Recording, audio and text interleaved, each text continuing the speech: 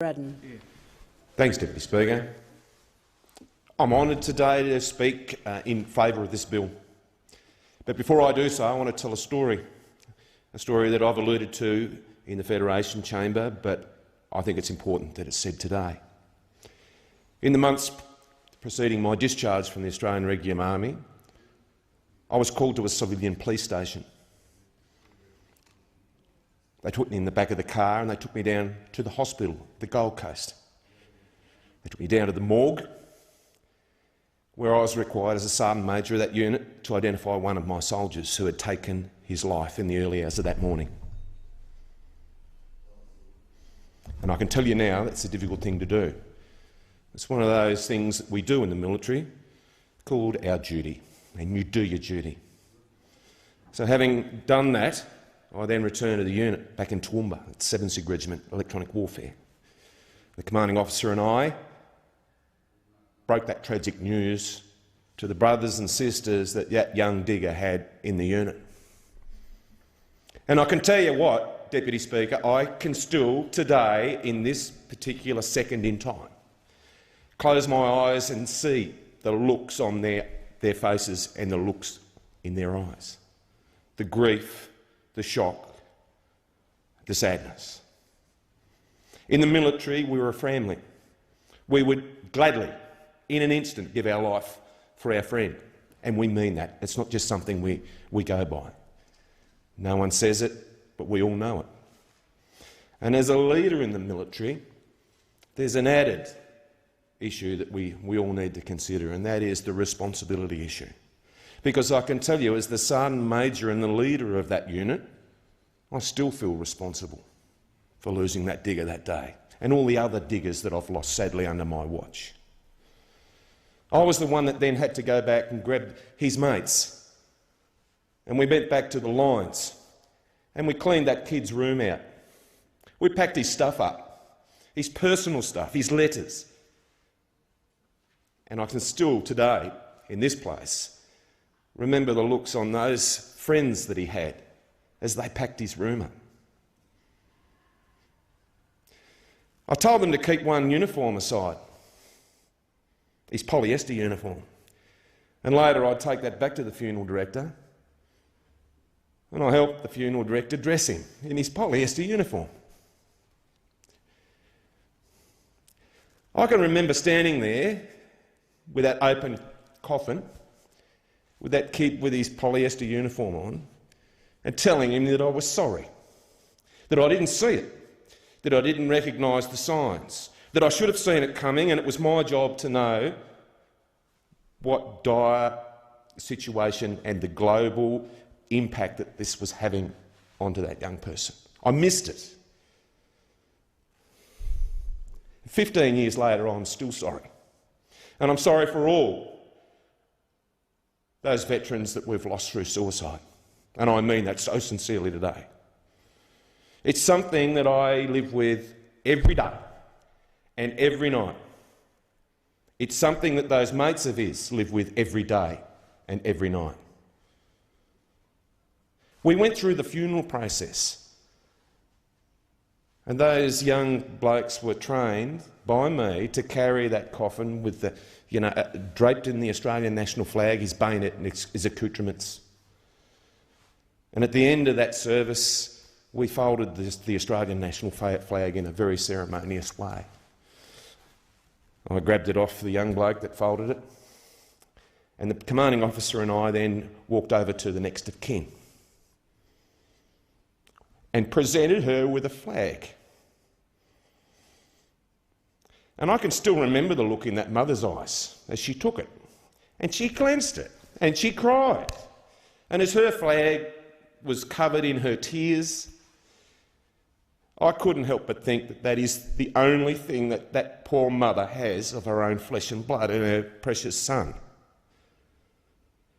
And I guarantee you, she thinks about that every day, and every night, and every week, and every month. And next year, and the year after, she'll continue to think about that. That is why it is so important that the measures that we put in place as a government, as a nation, look after our veterans, not just today, not just tomorrow, not just next week, but forever. An ongoing commissioner is what we need.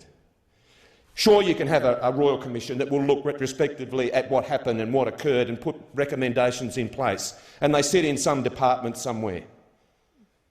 But is that going to be any good for that mother that's going into next week and next year? This needs to be an ongoing commissioner. It needs to have the powers of a Royal Commission. It needs to have the ability to subpoena witnesses and to put things in place that will stop it and fix it. And that is why this is so important. The military is a big family, and I was proud to spend 20 years of my life in that family. And I acknowledge my mate and my colleague, the member for Herbert, because we're brothers. We'll always be brothers. But the point I make is the impact and the fallout that a death, particularly by suicide, has a dramatic and devastating impact on a family.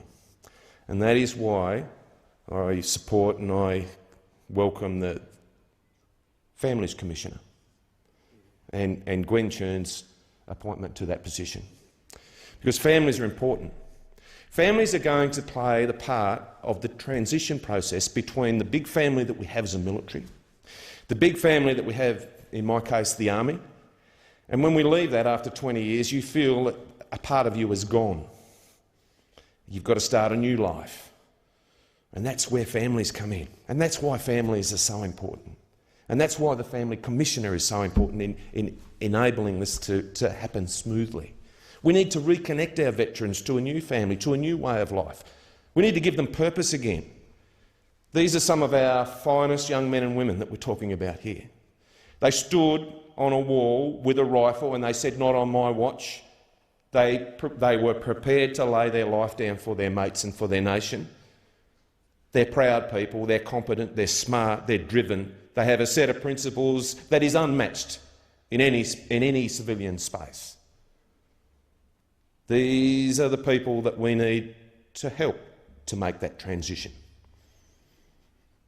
Now, as we leave, certain things will stay with us. And I talked to you briefly today about the things that stay with me, the thoughts that I have, the responsibility that I carry. And it's a burden. And I don't mind saying that I suffer from post-traumatic stress disorder and I'm medicated daily for it. And I don't say that for pity, don't get me wrong. I say that to let all veterans know that yes, I understand that you may have a similar infliction like myself or my mate from Herbert, but there's help there. And it's a positive thing. You can still function at a high level and get on with your life, look after your family, and this is a positive thing. Too often we see conventions and seminars and meetings about mental health, and it's all a dark picture. It's also dark. But I want to tell the positive story that the help is there. It's there today, next week, next year, and it will always be there. And there's blokes like the member for Herbert and I will make sure that that happens, I can tell you. But it's a positive thing. The other thing that I will also talk about is the fallout that has on a family. When I left the military, my little boy was 2.5 years old. He was 8 years old when we buried his mother. She was also a serving member, the operations officer at 1 Aviation Regiment before she discharged. That little boy is now 18. And he understands that he has a life. He understands that Dad recognises him as an important part of his transition, and we worked together. We stood alongside each other, and that's the Australian way. That's what we do as Australians. We look after our mates, shoulder to shoulder. When your mate falls over, you're there to help pick him or her up. And it's no different in this place. It's no different when we look at how we treat our veterans. And that is exactly what this rolling commissioner, this standing commissioner and the Families Advocate will do. Someone to stand there by you. someone to pick you up when you need it. We're not there to mother you or to model coddle you. We're there just to be a mate and to make sure that you've got access to resources, access to the things that you need so that you can transition and make a new family, a new way of life, reconnect our veterans to a purpose. Our private enterprise, our businesses will play an important part as well. And I want to ensure every business owner right across the nation today that employing a veteran is good for your business. Yes, veterans might have had to do a tough job, but not all veterans have a degree of illness or infliction that will preclude them from doing an absolutely fantastic job. They're talented, they're smart, they're driven, they understand teamwork, they understand sense of purpose, mission focus. If there's a problem in front of them, a veteran will look for the way around it and roll his or her sleeves up and get on with it. And that's what we need to help them do. Get on with it. So to bring this back, a Royal Commission will look over their shoulder. And I was taught as a young bloke that if you look over your shoulder too long, you'll end up tripping over. I was taught to look forward. I was taught to stick up for my mates and to help them when they need it most. I was told to be positive, that the glass is half full and not half empty. I'm here to tell the veteran community and the whole business community right out there that veterans are good for your business and they will excel in whatever they do. All you need to do is give them a go. And I finally want to give my wholehearted support for the National Commissioner for Defence and Veteran Suicide. I support this bill and I commend this bill to the House.